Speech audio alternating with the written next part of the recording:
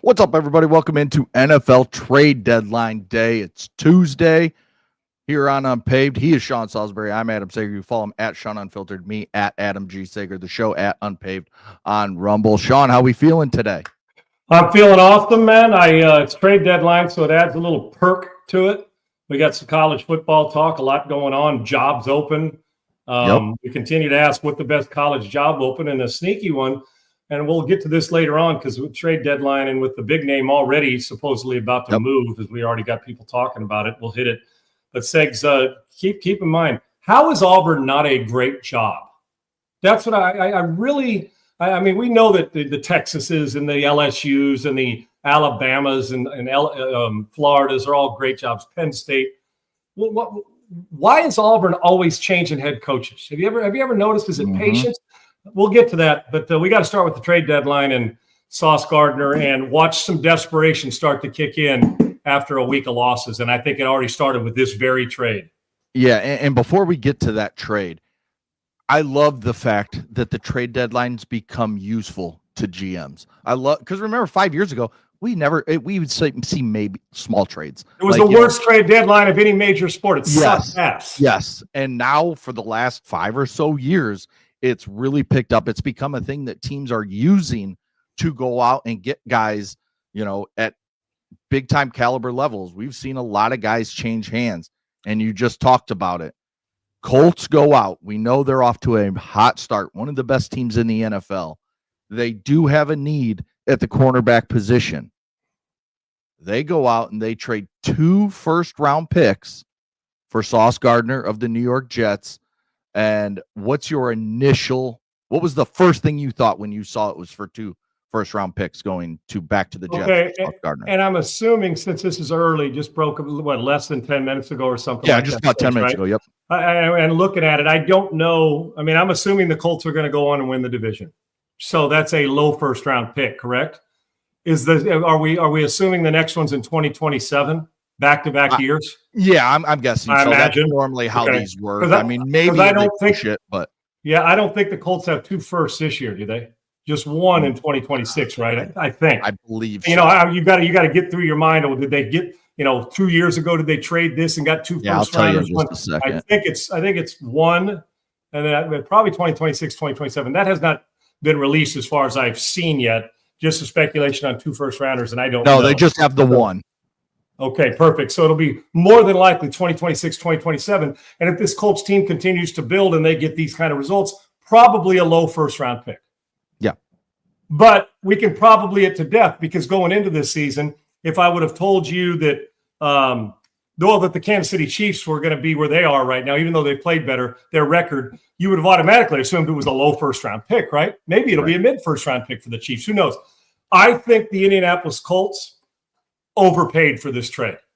I absolutely do. I mean, to me, the Jets don't win much. On the surface, this looks like a win. Now, I shouldn't have to qualify that I think we all know Sauce Gardner's a hell of a player. But I'd like you to go in your mind over just on since Segs, this just kind of broke and we coming on live, just over your mind, and we don't have the 74 researchers that some of these networks have that could feed you when the last time in 1975. All right, think about the guys over the last handful of years at any position that have gone for 2 first-rounders. Matt Stafford, did he go for 2 first-rounders from the Detroit? Was it 2 or was it 1 in golf? Or what's your guy, the pass rusher from who went to the Chargers? Khalil Mack. Khalil Mack. That was right? 2 first-rounders. Okay, so start going down. Find me the last time, and maybe it's happened recently. I don't know off the top of my head. The guys that come to mind was Jalen Ramsey was when he was traded in the prime of his career.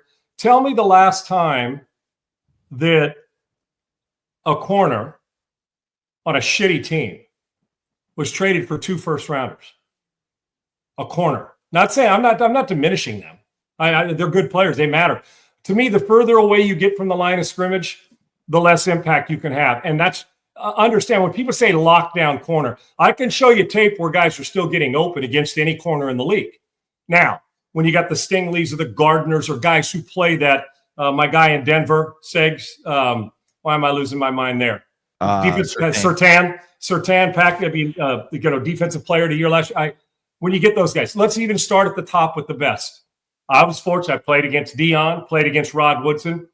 Guess what we never did? Although you had to know where they lined up. Oh, and let's throw in a wide receiver there too. Are you kidding me? As good as Sauce Gardner is, if the Jets get 80% production from those two first rounders, they win. They win. Okay, Lattimore traded to New Orleans to Washington, but not for 2 first rounders. Lattimore, they didn't get 2 first rounders from Lattimore. There's no first round at that stage of his career. So I'm going in my mind, Segs, with the urgency of this trade, thinking, okay, I understand what it does. If you're Sauce Gardner, you should be doing somersaults all the way to Indianapolis. Mm-hmm. Need for them. But get out of the Jets, yes. I could have probably said, we'll offer a first and a third, and we'll give you a wide receiver. And they probably would have done it. They would have done it. So for me, it's like, okay, Sauce Gardner's the MVP. There's 10 other ways to go about it on defense, right? Saying, I mean, I understand why the Colts are thinking we are a Super Bowl team. We got to go all in. So if they don't make the Super Bowl this year, does that mean that it was a shitty ass trade? But when I'm thinking about the Rams, guess what Matt Stafford had in his hand? The football every single play. Okay, so let's say Sauce travels with the Colts, meaning he follows the best player around. How many targets do you think Smith-Njigba's getting in the league? 10, 11, 12 targets a game? Something like that. 50 other plays. My point is, Sean, that doesn't make sense. Yes, I know that the Dions and the Rod Woodsons and Hall of Famers were important. But we go into this automatically thinking that defensive backs can control a game. They rarely do, Segs. They rarely do, because if I'm reading it out and I can manipulate it with my formations and personnel groupings, I can attack your defense without throwing at that guy 30 times. But go watch the tape. Go watch Sauce Gardner. Go watch Stingley. Even though they make plays, they're still receivers. The other dude's getting paid too. In open field one-on-one. Nakua versus Sauce Gardner. And we throw it to 20 times. Who's winning that matchup in man? 15 of them, Puka's winning. Yeah. 2 of them will be incomplete. 1 might be picked, 2 might be tipped away, or 1 might be thrown over his head. Other than that, he's winning. In man. In zone, he got help. So basically in deep zone, you play in 2 deep zone, he's got a flat coverage. He's not impact. I'll just go away from the read. My point is, and when you say that, people, they go, you're diminishing them. No, I'm not diminishing. I know how important they are. But I can tell you this. Great secondary, shitty pass rush. I'm not talking about the Colts. Anybody, I'm still beating you even if I'm an average quarterback. Great pass rush, average secondary. You got a better chance of beating me because that average secondary becomes really good when you're knocking a guy in his fucking mouth on a regular basis. Right. Okay? Now you get both. Well, God bless you. Then you get to be the 85 Bears or one of those teams or a Tampa Bay who played zone with Monty Kiffin and was able to still rush 4 plays on Steve Spagnuolo's New York Giants. Name the starting secondary for the New York Giants Super Bowl runs there 2 years. Name it. You can't. Right. Now give me the front. Give me guys up front. Strahan. I mean, you can go across. You can name them all across. Yep. 4 to 6 dudes. You name them. All right, okay, go. Even the Pittsburgh Steelers. Now, I know them because I'm an old school honk when it comes to memory of mine says Mel Blount and Donnie Shell. But now do the Pittsburgh Steelers. L.C. Greenwood, Mean Joe Green, Ernie Holmes, Dwight White, Andy Russell, Jack Ham, Jack Lambert. That's their front 7. Most people say, yeah, who the hell was their secondary? Right. So while I'm not shrinking Sauce Gardner's impact, they matter because the other side is if you have a shitty secondary, I'm going to eat you alive with a quite frankly a lower third quarterback, especially if you're not hitting me. Now I get why the Colts the urgency to do this, but Segs, I almost feel like the loss last week panicked them a little bit to actually get. I do. Yet the Colts defense really wasn't the biggest issue. They basically turned it over 11 times. They got sacked 5 times. They had 6 turnovers. Yeah. So for me, 2 first-rounders and a player and a wide receiver, on the surface, I don't care what anybody says. The Jets win it. I'm here in Houston. I know how good Stingley is. I ain't trading 2 first-rounders and a wide receiver for him. I'm just not. Now, hey, Sean, Nick Bosa's available. Oh, okay. Sean, guess what? Myles Garrett. Now we're talking. Oh, Sean, do you realize that the Chargers want to trade Herbert?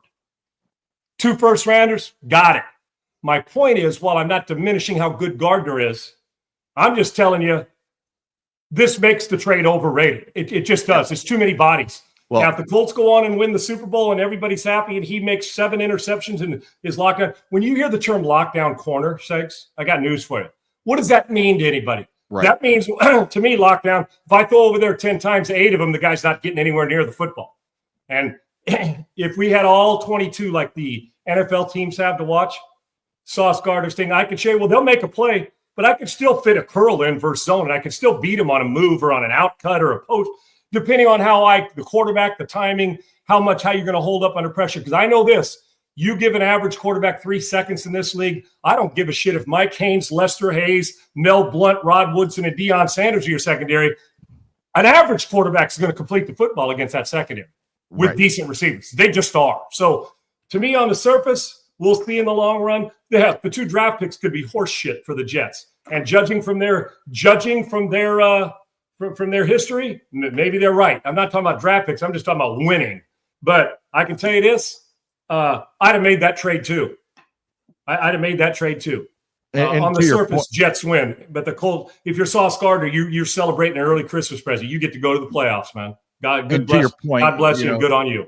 Right. And while you've been talking, I've been, frantically looking to kind of see some players that have been traded for 2 first-round picks. Obviously, we just had Micah Parsons. We've had Deshaun Watson in the past, quarterback. We've had, and that shit hadn't worked either because it's been a joke in Cleveland. That was a dumbass trade with everything going on around him. And $230 million guaranteed reasons. Cleveland, they're morons. Houston Texans traded 2 first-round picks for Laramie Tunsil. The Chicago Bears traded 2 first-round picks for Khalil Mack. The Chicago Bears traded 2 first-round picks for Jake Cutler. Then there was Ricky Williams. And then there was Keyshawn Johnson. Other than that, I believe that's all of them that have been traded. So you're talking edge rushers. Recent memory, right? Quarterbacks. Yes. Right. Since 2000. And tackles. And by the way, now let's go through them. Give me a name real quick. So let's go through that name again. Just read them off, and I'm going to just say one sentence about it. Okay. Deshaun Watson. Most overrated quarterback trade in the worst contract in NFL history, Cleveland Browns. That'll tell you right there. Laramie Tunsil. You get him, sew it up, leads the league in penalties back-to-back years, and you shipped him out for less, okay? And Washington's not making the playoffs, and their quarterback's hurt. We'll leave it at that. Khalil Mack. Good player. I understand why they did. It's been good at a couple different places. Probably worth it because he's closer to the quarterback, and they can disrupt games. I'll give them that one. So it's 2-1 against. Jay Cutler to the Bears. I think you understand that, and I love Jay. Hell, I love him. I love his personality, but it didn't end in anything special for the Bears. And that was a quarterback who's got the ball in his hand 60 times a game. It didn't work, but it was a trade that for the Bears had to be made. You needed that kind of jump. There's no doubt about it. You're taking that chance on a quarterback. You had to take that risk on a guy who does have the ball 65 times a game. Right. Ricky Williams. Not even close. Especially in this day and age with the running backs. Yeah, not even close. The last one since 2000 was when the Bucks acquired Keyshawn Johnson from the Jets. Dude, Key used to come to my apartment when I was at SC. We'd feed him top ramen. He'd hang around. He was our ball boy. So Key's like family to me. Love him.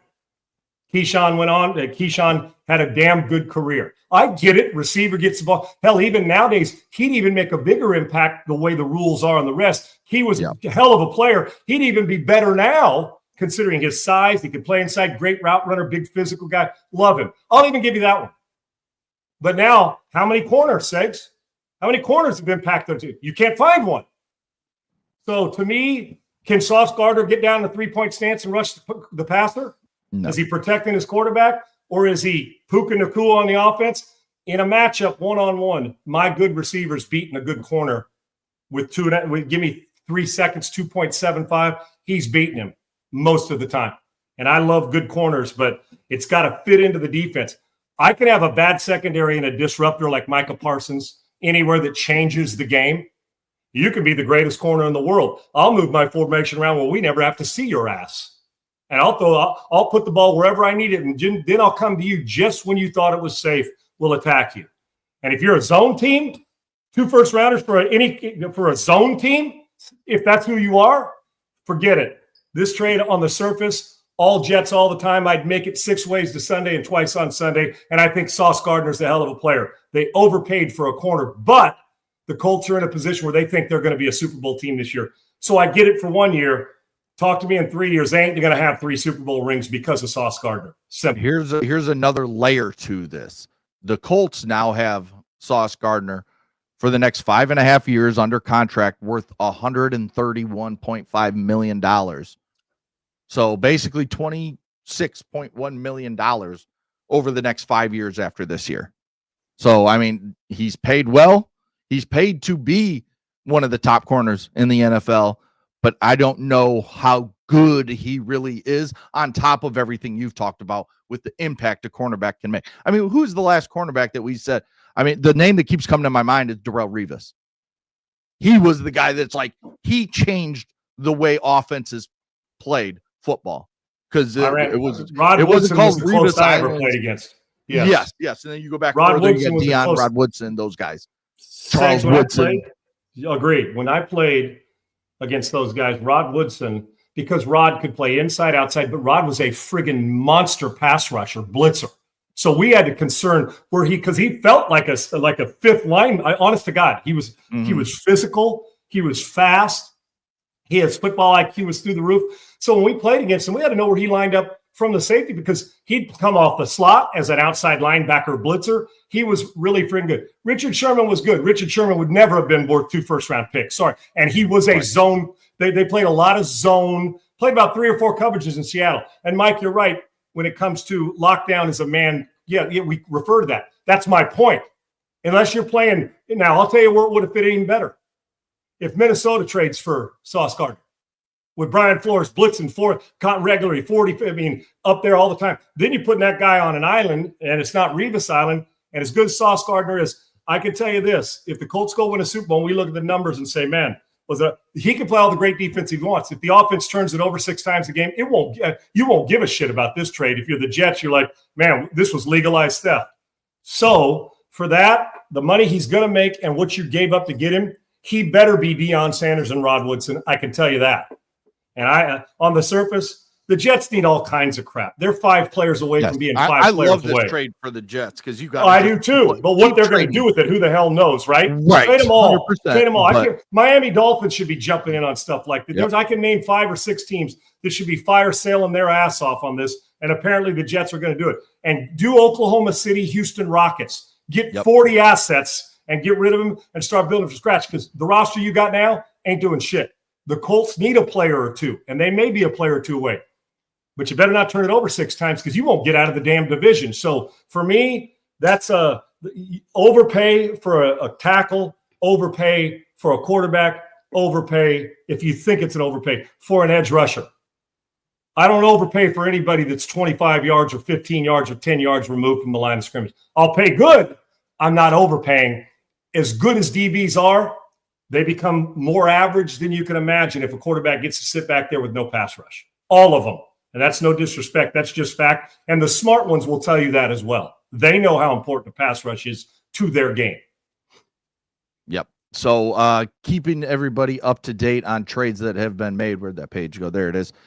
We also had the Seahawks landing Saints wide receiver Rashid Shaheed in a deal for a 4th and 5th round pick. So that gives Sam Darnold another weapon who you can play in the slot. You can play outside. He's a very good player. You just get him the ball and watch him work. He complements Jackson Smith and Njigba very well. I love that move. And Sam Darnold is balling out. So go get a wide receiver and keep him balling out. Give him more. 4 more touchdown passes. The guy's playing like we expect him to play when he left. Well, when he was drafted by that team, the Jets. He's gone to 3 different places, and now he's playing like, well, they played like it last year. Sam Darnold, give him another weapon, get after it, because you know what? Guess who's not going away? The Rams and the 49ers. You're going to need more weapons in that division, Segs, to attack. I like this trade. And if you're the Saints, speaking of fire sale, salary cap hell, They're salary. They need to go get a lot of draft picks and assets. Guess who else needs to go? I know their running back position is decimated. You still got to entertain Alvin Kamara, a trade for him. He'd be a great addition to somebody who needs a banger and a guy who can pound it inside, but is so good on the perimeter. When I say banger, I'm talking about a guy who could touch the ball on the perimeter, catch it in space, and still get you and still hit inside with some wiggle and some power, but get you in space. Somebody who needs it back. I can go through a whole litany of players on the Saints, and that, hell, if you're going to lose with the team you got, go lose with some young players that you can grow with. This is a good trade for both. I like what they did, and you acquire 2 assets if you're the Seattle Seahawks that aren't first-round picks, but you can start to package them together to move up more to give yourself more opportunities. Saints are another one of those teams that just have to fire sell. Saints, Dolphins, Jets. I think you could throw a couple more in there, but I want to wait a few weeks. Now, the damn Raiders may be on that verge too, Segs, if they don't get things switched around because they don't know how to win right now. Yes, we just had another smaller trade. Browns are sending defensive end Joe Tryon-Shoyinka and a 7th-round pick to the Bears for a 6th-round pick. Bears needed some depth on their pass rush with some injuries they've sustained over the last couple weeks, so that helps them. We also had yesterday. A warm body for depth, Segs. That's warm body for depth. That's all it is. Yep, and they needed it. We had Jalen Phillips traded for a 3rd-round pick to the Philadelphia Eagles. So you talk about the Dolphins. I also expect to see Bradley Chubb's name moved here at the deadline if they can get probably a 4th or a 5th-round pick for him. Other names, there's talk of Minkah Fitzpatrick being available, and the Cowboys looking at him. They also added Logan Wilson, the linebacker from the Bengals, for I believe a 4th and a 5th or a 5th and a 6th. Or something like that. I don't remember. All these trades are starting. If you're Minkah Fitzpatrick, just do yourself a favor. Don't buy a home. Just rent, because you're a guy that's a good player that everybody kind of wants, but the team's not willing to pay you to keep you, so they're willing to go and get some assets for you and go. And I know we're going to get to the Cowboys. What a shitty ass team and what a crappy ass culture to win. How they lose that game last night, keep trading, is absolutely beyond me. We told you yesterday, how do they lose to this team? It's a blowout, right? With the urgency. And they went out there and they looked like they wouldn't have beat South Lake Carroll in Dallas on a Friday night. It was embarrassment. A friggin' embarrassment again. But they'll keep telling you in the front office they're close. Close to what? These nuts? Are you kidding me? They are friggin' horrible. And I would have expected they at least show up offensively, even though the defense hadn't shown. Well, we're making Jerry Jones has to get out of his own fucking way at some point. He won't. He's not going to get out of his way until he dies, and he's living until he's $150. Okay, exactly. So understand that you'll be dead at 95 before he is, because he's not giving control up or anything. He thinks these are great moves. Great moves for what? You already gave away your best football player, and I'm including Dak Prescott when you talk about your best player being Michael Parsons. So he's arguably becoming. We're going to start talking about Jerry Jones. Like, for me, example, I talk about Jerry Reinsdorf, an owner who won't spend money for the White Sox, won't spend money for the Bulls, just does the bare minimum of what he needs to. And you're in a big market in Chicago. He's one of the worst owners. We've got a ton of crappy owners, and Jerry Jones is going to start being talked about in that same ilk. He's a good owner and a great marketer. He's a brilliant marketer. He's a horrible GM. And Segs, what happens is the same things that made these guys great and know how to make money. Go through all the billionaires, from Gates to Elon Musk to all of them, Bezos. What do they all have in common? They got huge egos, but they're smart as shit, right? Yes. But they also, a lot of them, now some would argue that Bill Gates needs to stay in a different lane because Bill Gates thinks he's a doctor, a lawyer, a technology guy. He tries to do a little too much. Jump in a couple. At least I'll give Warren Buffett credit. He knows how to make money, and he usually stays in the money lane, right? He just does. So that's exactly right. So, but these guys who do it, so their brilliance is they know how to craft the deal. Our president of the United States knows how to craft the deal. But the problem is, guess what happens? They craft deals, and then they think because they're great at Jerry's one of the most brilliant marketers in sports history, if not the best. The problem is he thinks because he's a great marketer and knows how to get Coors or Budweiser to put a sign up and pay him $1 billion, that he thinks that leads to knowing what a 4th-round pick is going to bring to his team. His ego that made him great is the same thing that's going to prevent him. Because at this pace, we will be sitting here doing this show a decade from now, And the Dallas Cowboys will still be talked about that they haven't won a Super Bowl since the mid-'90s. Because when the name in the face of the name in the face of the organizations I've mentioned on here before, Sigs, is the name in the face is the owners, the face of the organization, you've got no fucking shot. And this team will continue to flounder in mediocrity when it comes to knowing how to win. They don't know how to win. And it's the ego problem that gets in the way. Let me ask you about the other team that played last night and won, the Arizona Cardinals, behind Jacoby Brissett, who went out there and played a hell of a game. He played well. Kyler Murray's starting to get healthy. What do you do if you're the Arizona Cardinals? Do you go back to Kyler Murray because he's making all this money? Do you put him on the market, see if some team will trade for him? Do you just stick with Jacoby Brissett at quarterback and Kyler's your backup now? What do you do if you're the Arizona Cardinals? The ship in Arizona, in my opinion, for the consistency has sailed with Kyler Murray. Okay. And it started with the lack of preparation. He's a dynamic talent. Jacoby Brissett for that team and what they want and ego. Everywhere Brissett goes, if you noticed, he just contributes and does a nice job for him. Some will have him come in, and you're our third down package guy. Great. Some will come in and start. Wherever he's gone, backup or starter, he's got the guts and the moxie and the fits in, kind of like Tyrod Taylor. And even a Joe, I'm talking about you send Flacco, they just seem to rise up and help their team. Yes. It's not spectacular, but he just does it. I'm going to tell you right now, the Arizona Cardinals got a better chance the rest of the season to win more games because of Brissett's consistency. And I think from my vantage point, the respect his teammates have for him, I think they roll through. You know what I would do?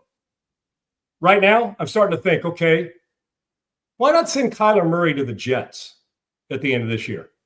I don't know about the trade deadline. Why not send him to the Jets? You don't have to go spend a first rounder on another quarterback that you don't know is going to work.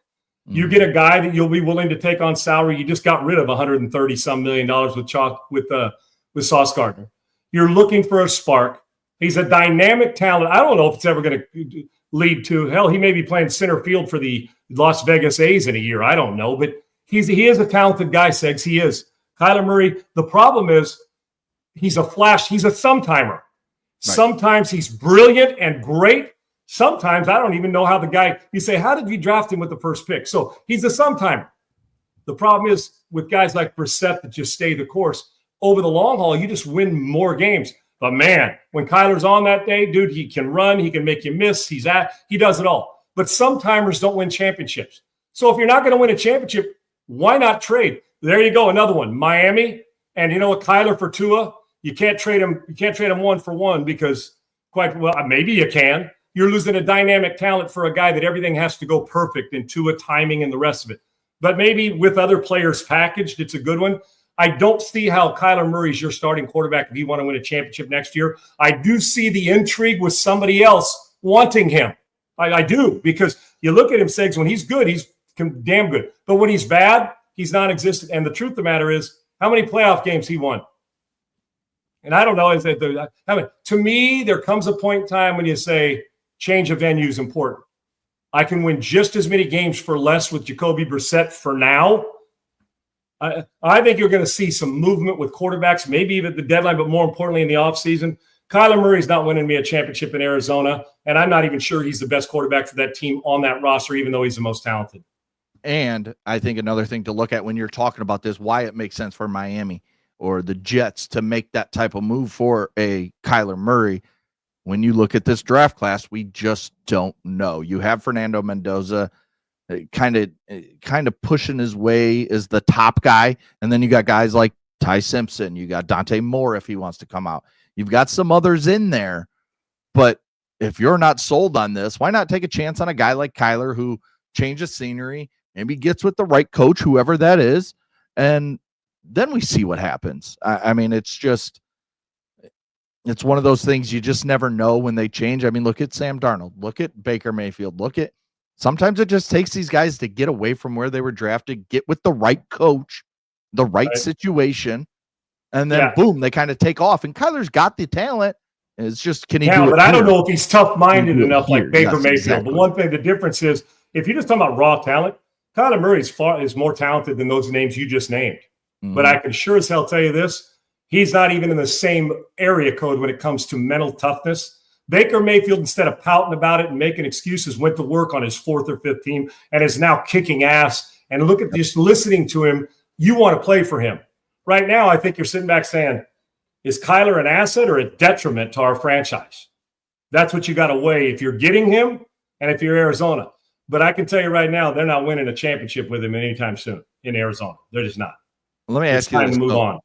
So now we've got 4 teams with multiple first-round picks next year with 2. We got the New York Jets. Of course, they're not going to trade any of those. They're trying to build them.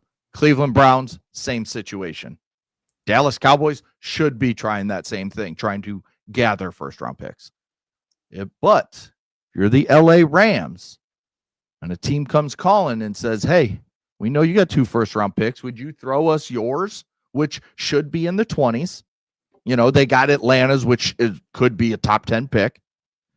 Hey, would you throw us your first-round pick for a big-time player that maybe helps you get to that next level when it comes to trying to win a Super Bowl this year? Would you consider it if you're LA? And now I don't know the whole situation with their cap and all that. This is just me seeing. We're just talking about player to player, just on the surface. Yeah. Yes. All right, Sags, you want to know what?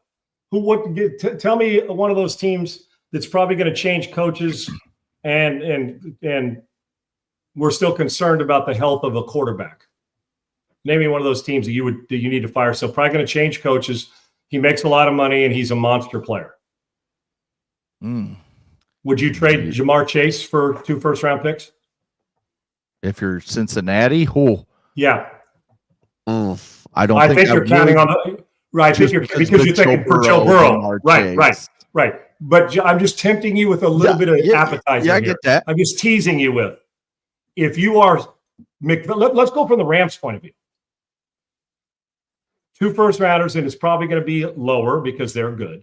But 2 first-rounders, well, if it's 2 picks this year, different story, right, Segs? So one, you never know who's the other one coming from. Who to come from, Segs? Do we know? No big deal. But let's just Atlanta, the 2 first-rounders. So it'll be could be in the top 15, top 12 picks, right? Top 10 right now. All right. As things stand right now. Okay. So 11 and 22, let's just say, or 23, or they get to the play. I don't care. 11 and 32, whatever it is. And they call him up. Les Snead calls up and says, hey, man, we'll give you 2 first-rounders for Jamar Chase. Now, first off, if you're the Cincinnati Bengals, you're all pointing to the Jets and say, well, wait a second now. You want maybe the most dynamic receiver in the league, he and Jefferson. Sauce Gardner got 2 first-rounders and a player. But you want my guy for 2 first-rounders? Yep, we sure do. Well, I'm just thinking a conversation. Now, I want you to visualize Stafford, who would say, I think I'll play 3 more years or 5 more years after this. Stafford, Nakua, and I'm just using Chase as an example for a team that would move on from. Or, I don't know, do you trade a first-rounder for a healthy Tyreek Hill? Just kind of roll through those things, Sig. So, for me, I'm just saying that because if you're the Rams, you're not looking to get a kind of guy. You're looking to get a monster need player. I don't care if it's an edge rusher. Okay. How about 2 first-rounders and a conditional 2nd-round pick or 3rd-round pick for Myles Garrett to Cleveland? That's what I was just going to throw at you. Would you trade your 2 picks this year plus, say, Byron young pass rusher? He has 9 sacks this year. Hell of a player. But you're getting arguably probably the best defensive football player in the NFL. You want my answer? Right yes. now? Immediately if I'm the Rams and immediately if I'm the Cleveland Browns. Right now. Let the Rams take on that salary. Now you got Nakua, who arguably is the best. He's the best possession receiver on the planet and changes games. You get the Rams who are looking for they get another Aaron Donald to just be on the edge instead of the interior. You get a guy. And I'm sure Myles Garrett would love it because Myles Garrett's not a playoff team with that offense they have. So, and then you start to rebuild with all that $230 million you owe Deshaun Watson. Hell yes. The only reason I said Chase is, okay, how are you, Cincinnati? Is Joe Burrow good? How are we going to get him healthy? You just paid this guy a lot of money. You pay your other receiver a lot of money. And I know McVay's temptation to have dominant weapons, right? But if I'm the Rams, he said 2 first-rounders and like you said, a 9, 10, 12 sack guy for Myles Garrett. If I'm the Rams, you know how long it takes me to answer that call? I pick it up before the ringer's done. Okay. Yeah. Before he even dials it, I'm reading and simpatico with him and doing it. And absolutely. And if you're the Cleveland Browns, remember, you're one of those teams that I just said already have 2. So if they're throwing you their 2 first-round picks, and I think it would be more, you're adding probably maybe a second rounder, maybe a 5th rounder, something like that. It's going to impact the game more. Sauce Gardner, Myles Garrett for 2 first-rounders. It's not even friggin' close. Yeah. Like Segs, I'm talking about even in the mental and emotional usage of the brain preseason. I mean, during the week, the preparation. You're going into a game. Sauce Gardner and Myles Garrett are on the same team, and I love Sauce Gardner. I crave having Myles Garrett on my team. You go into a game, you're playing them both, and I'm in my meeting room during the week. Who do you think's using up more practice time on our practice field, on our scout team practice field? Blocking Myles Garrett or how to attack a secondary? Myles Garrett. Blocking Myles Garrett. So, hell yes. And I don't think Myles Garrett, I'm sure he loves the Browns fans, but that dude's going to be one of those, damn, he's that good and we can't get him in the playoffs. That guy who's going to want a chance at a Super Bowl. And it ain't happening in Cleveland anytime soon. Yeah, and if you're Cleveland, you can change it around if you want. You could say, yeah, give me that Atlanta pick that we think could be a top 10-ish pick. I don't want the other first-round pick this year. I want it next year. So you can then have multiple picks next year, and that you've got 3 this year, 2 next year. Now you're sitting pretty with, you've got 2 young quarterbacks that you are trying to develop. If you're sitting there and you want Fernando Mendoza, you can go get him. You can go get if you think neither one of them's your future, go get another first-round pick. Because the quarterback, when you miss, I'm one of those guys, tee it up and go play again. Tee it up and go play again. Go find, until I get it right, I'm drafting a quarterback. The Rams, look how good Goff is, and they still had to trade to get Stafford to win the Super Bowl. Look how good, you know what I'm saying? So, and you drafted that guy in the first round. Listen, put it this way, it'll prevent Sean McVay from going into broadcasting anytime soon. You go get a guy like Myles Garrett, you say, I think I'll delay that broadcasting 10 million, 12, 15 million a year because I got a chance to win 2 or 3 more Super Bowls. 100%. Myles Garrett would be my number 1 target if I'm the Rams during the offseason. If I'm Cleveland and I have the chance to have, as of it stands right now, the 6th, the 11th, and the 19th pick, and then if I want the Rams pick this year, say, we think this is going to be a good draft, you're sitting right now at the 27th pick. So 4 top 27 picks, plus you got your second round pick, which is going to be, in that 35-ish range, 36. 5 picks. Which in essence, Segs, is basically a first round pick. That's what it is. And to be honest, you don't have to go take a quarterback this year. Load up on 5 great players that you think can be high-level starters and let your other 2 young quarterbacks and Gabriel and Sanders fight it out for the next couple of years, see if anything comes, and then build your team up around them. And then when it's time, drop that quarterback in and you go. Segs, what happens too, I want to see if Sanders and Gabriel can lead with a better team. They're on a shitty team offensively. Good defense, but bad offense. So you say, well, we don't even need, and unless you're so in love, if you think Andrew Luck or Elway are in this draft, to my knowledge and to my eyesight, he's not. So that guy's not there. So if you go in saying, well, Jaden Daniels, or Burrow, a guy like that's next year, we got to find out if Sanders and Gabriel can play on a good team throughout the season or on a pretty good. So you load up with great players, and then you can bring in a first-round pick the following year and say, or Segs, I hate to say this, but let's just say you get a bunch of picks and you're stuck with Watson and he comes back healthy and plays anywhere similar to the way he played with the Texans, right? Let's say you get 85% of the performance that you got in Houston and Cleveland because you're strapped to him with all that money. You say, all right, 85% gives me a pretty decent quarterback, more talented than the 2 guys that are young there. And you and I both know it. Gabriel and Shadur Sanders are not as talented as Watson. All the other shit that comes with the baggage, Watson. Right. You almost feel like you got to milk another year of that contract to see. So find out who the guy is. And if at the end of 2026, none of them are the guy, you've put yourself in position to go get the guy.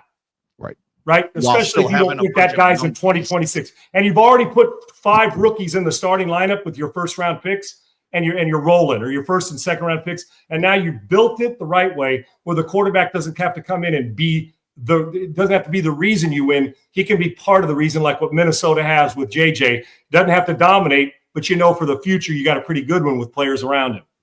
Yeah, I never understand why teams force quarterback picks when they are so far away. Optics. Now I get optics. You're right. Yes. And GMs, they don't get 6 years anymore. Head coaches don't get 6 years anymore. You get 3. So if you see a quarterback you like, so I guess I do understand it a little bit. Unless you're Kevin Stefanski and Andrew Berry.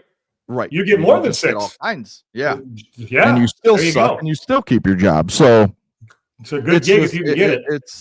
It's crazy when I see teams. Now I get it if you think, for example, Caleb Williams or Drake May are that guy, that it doesn't matter who it is, and you have that first round pick.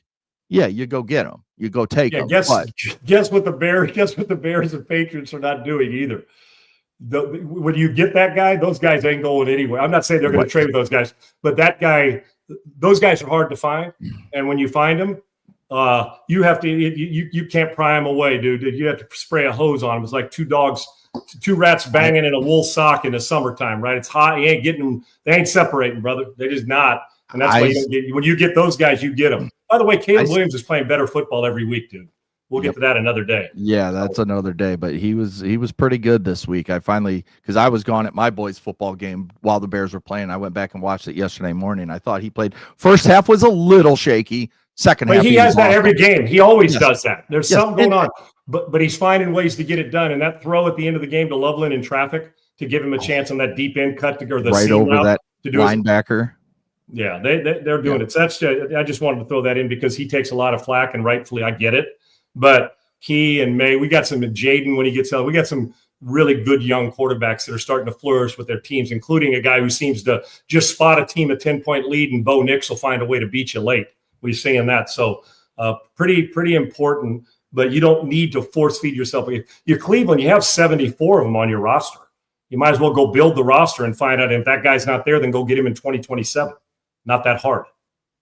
I just keep looking at Twitter just to make sure that, nothing's changed. And the first thing that pops up is, boom, a big picture of a Browns, you could tell, defensive end.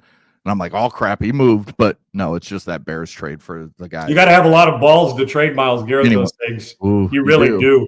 You do. But if you can trade Micah Parsons just like that, earlier, there's hard to find the sacred cow, and those guys are usually quarterbacks. Yes. They usually are.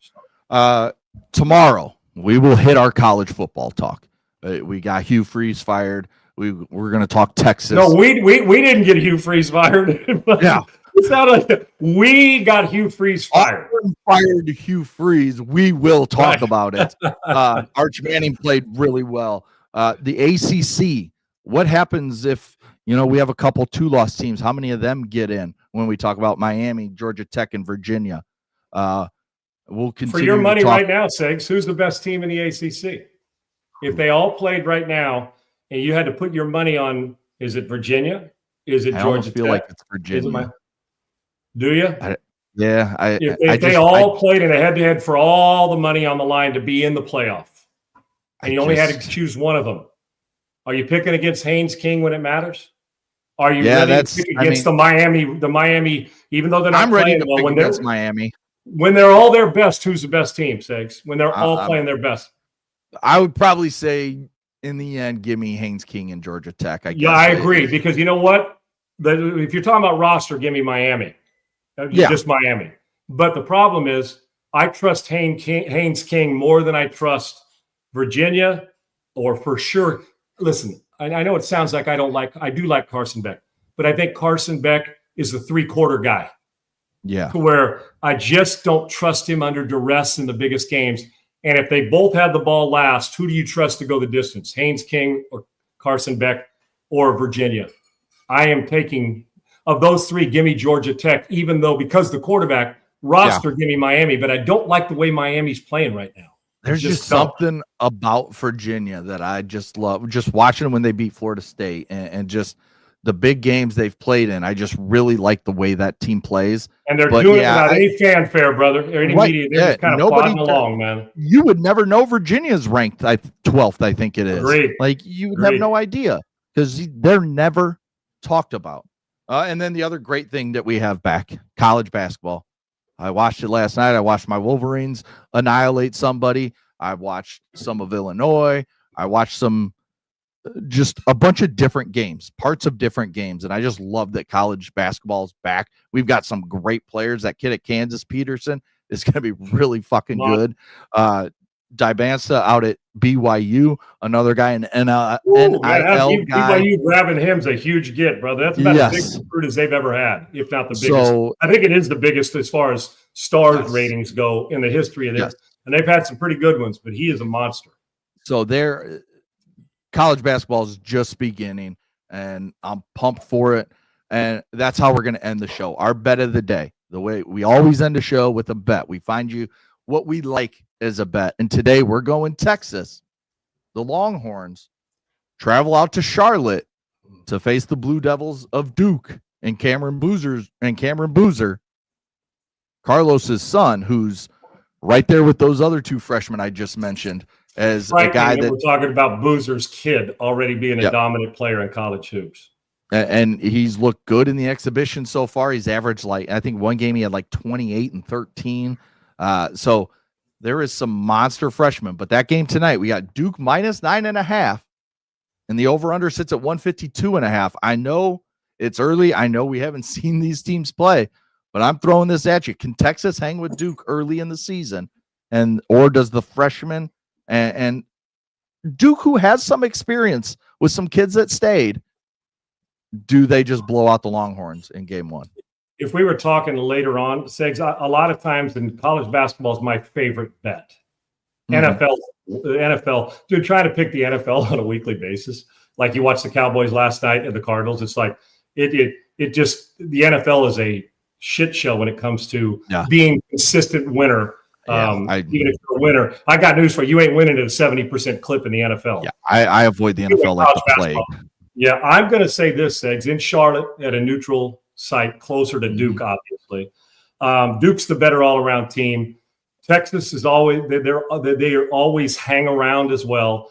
But favorites in the preseason. When I say preseason, I'm talking about early in the season. I'm going to say I like Duke by double digits to start the season like this. I do.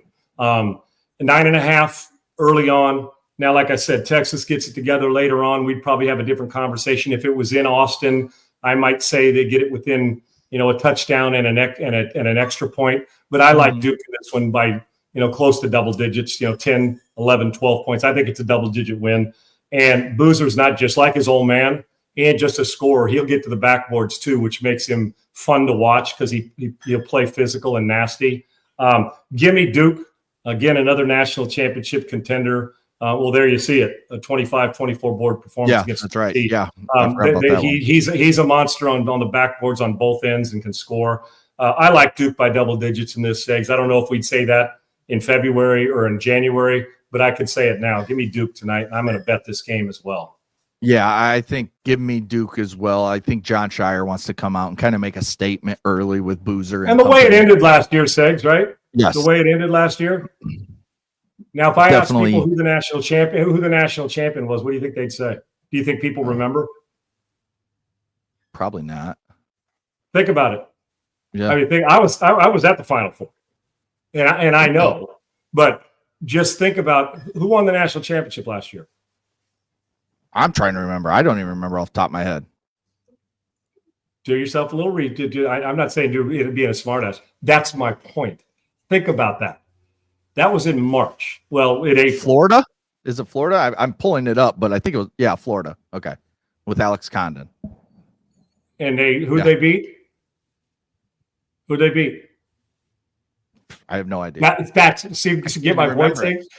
Well, the Final Four was Florida, Duke, Houston, and who am I leaving out? Who was the fourth team in the Final Four, Sakes? It was the 1 seed, wasn't it? Auburn, 1 or 2 seed with Johnny Broome. Auburn with Johnny Broome. There you go. So you saw but my point is, Segs, as much. See how quickly we forget the runner-up. Yeah, it's crazy. So, but my point too is the team that, because I was at it in Florida and Houston, I was at that Final Four, so I knew that is Duke with the best player in the on the planet last year. Mm-hmm. They get all the fanfare, and I was in San Antonio for it. Is when you're the losing team in that, Segs, you don't forget It feels like it happened yesterday, even though roster changes and the rest of it. So my point is, you mentioned Shire. They're going to do everything they can to send a statement early. And I would imagine, even though some of the guys that weren't even on the roster, it's still Duke and it's still memory, and they still talk about it in the building. So give me Duke in this one by double digits. Yeah, I agree with that. I just, as we said, Shire wants to make a statement. You and I was there, but you and I are diehard. You're a diehard college Chiefs fan. Think how quickly we forget who the other team was, the runner-up. It's a trip. As soon as I saw it was Florida Houston, now I remember the end with Clayton going big, and I remember that now. My guy Kelvin Sampson, I thought for sure this was the year, because it was just a bummer how it ended. So he'll get another chance this year with maybe another team that's even better. So yes, I think so, because they will have probably, I'm guessing, 4 first-round picks, maybe just 3 after the year. I mean, it depends on who all goes. Talking about the Cougars? Yes. Oh, dude, they're so good. And Isaiah, do I remember it? I was there. Kelvin Sampson's one of my good friends, and so there's very little I don't remember about the Cougars and the way he goes about his business.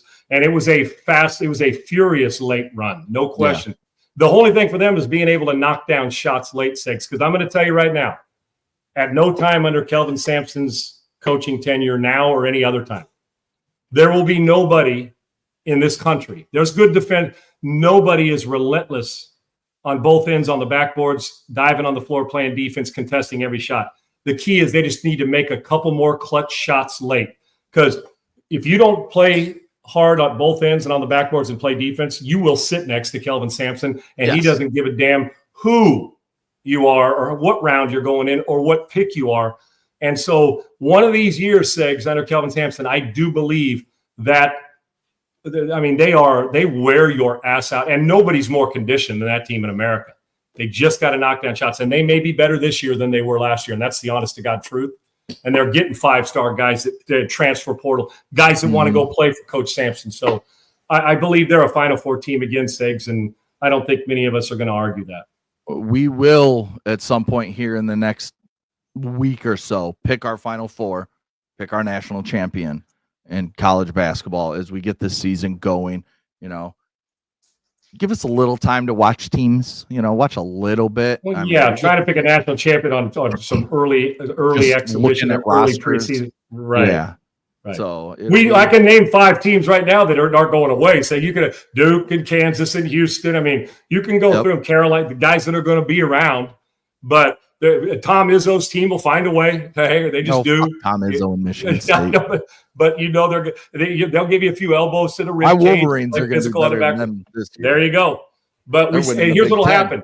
Here's what's going to happen, Segs. Michigan State will get beat like in December in some tournament, right?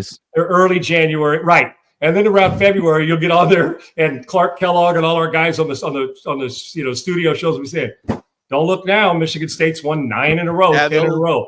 I know you don't want to give him any credit. They'll slurp Tom Izzo down, and then he'll lose in the round of 32 like he's nothing wrong with a good slurp on a good coach, dog. Tom Izzo, the great coach who has the one national championship in what? Whoa. 2000? Whoa.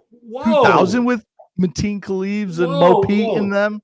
Yeah, now you're going all the way back to Izzo. Please. Congrats on your one title 25 fucking years ago. How many titles have you won in Michigan since 2000? Just what, one? Or not? How many titles, basketball titles have you won? Say it again. None. We've been there multiple times. Yeah. What, do you want a trophy for being there? We should have fucking beat Louisville. Louisville got theirs taken away. Now you're mad at the guy who's won one, and you're we still want to give more credit to the team 25 years later for it. You're just tired of the slurping, is what you're saying. Yeah, exactly. Okay, I got you. Yeah, he's fine. Right? He's fine. No, you hate Michigan State. Don't kid you. Who do you hate more, Michigan State or Ohio State? Oh, Ohio State. Michigan's again, like we always like Colson Loveless reminded last year, and Mike Hart back in the day. Michigan State's little brother. We just go sit in the corner while the 2 big dogs actually fight it out. For they're saying let the adults. So you're saying Michigan State's let the adults have a conversation, is what you're saying. Go sit in the corner while Michigan and Ohio State actually try and do good things. Wow. I actually give Ohio State credit for being a good football team every single year. I hate them. Well, it's hoop season now, brother. Now let's stick to hoops. Who do you like? Ohio State's worse than Michigan State, but so you're going to say Ohio State take a seat. You're saying you cross over into both sports.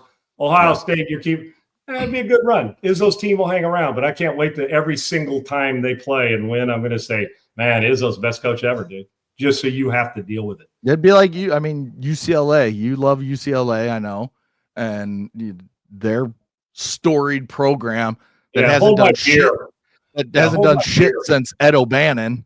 But hey, we always have to hear about UCLA and watch out for UCLA. It's the same kind of thing. Basically, it's a really good point. Football's us, basketball's supposed to be them. I'm not so sure they've been a lot better than us in basketball lately, though, either, to be honest with you. Exactly. So that's the same kind of scenario. And Musselman, we got Musselman. He knows how to coach him up. We got Musselman. He does. They're Nevada and Arkansas. Top 25 team, USC. So they're one to watch this year as they you just got to keep paying NIL, brother. There you go. It's NIL, but it's also, can they compete with the physicality of the Big Ten? Just like in football, it's the same thing in basketball. Biggest problem. It's the biggest problem they've had in the conversion segs on both sports. There's no doubt. Yeah. No doubt. So it's great to talk college hoops. I'm glad it's back. We get to trash talk. A lot of good shit. Good to see. This is going to be a lot of shit talking. That's my favorite shit talking season is college hoops. We've got a ton, and we're going to have, we got the big games coming up. Is that next week when we always tournament in Vegas?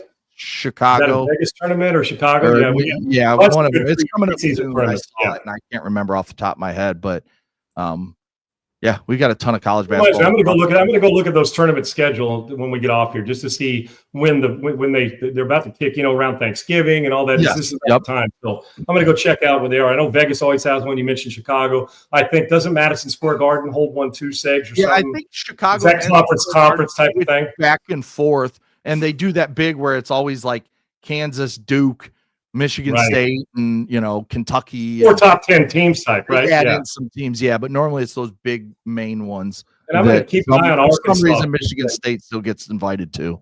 I'm going to keep an eye on Arkansas to see if NIL money's catapulted Calipari's team, because they're paying. They're going to be at the top of the NIL list this year. We'll see. Yeah. And he didn't take the job for the hell of it. I can promise you that.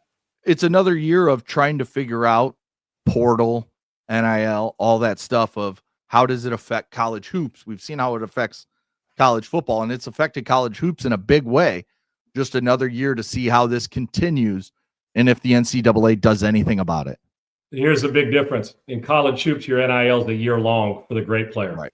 In football, it's got to be 3 minimum. So it plays into Calipari's hands. Give me all the money I can for one and done. I've been doing that forever. So we'll see how this turns out. But I love college hoops. This is the best time of year because we included that in it now as well.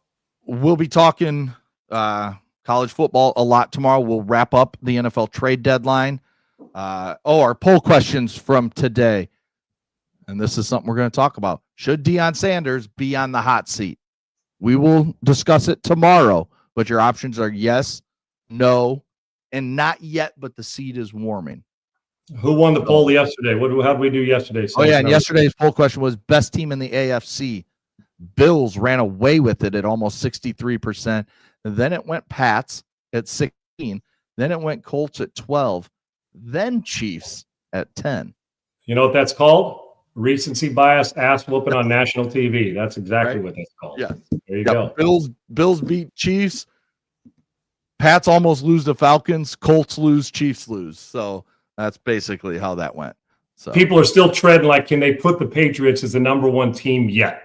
People are struggling, thinking, well, just kind of like it's similar with the Colts. They feel like a wheel's going to fall off, but it's one thing they have. Both of those offenses are doing some things, and both are well coached. So we'll see if the Bills can hold this down. Good momentum for the Bills after that victory against the Chiefs in their building. They needed a signature win, and they got it. Impressive. As always. And there still is no new trades that we have not talked about today, but we did have the big one of Sauce Gardner heading to the Indianapolis Colts for 2 first-round picks, heading back to the New York Jets. Thanks to Triple E. Thanks to Laura. Thanks to you, Sean. Thanks to all of our listeners.